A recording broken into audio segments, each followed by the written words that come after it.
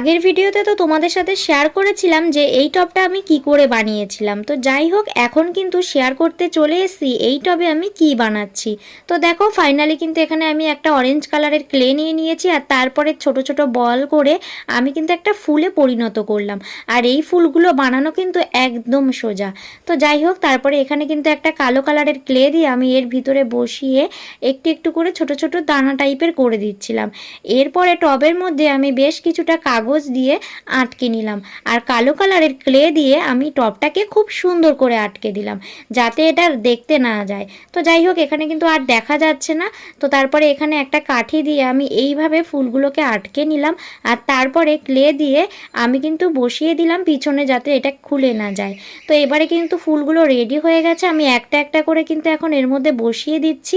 আর তারপরে আমি শুরু করে দিলাম পাতা বানানো। আর এই পাতা বানানোটা কিন্তু একদম সোজা।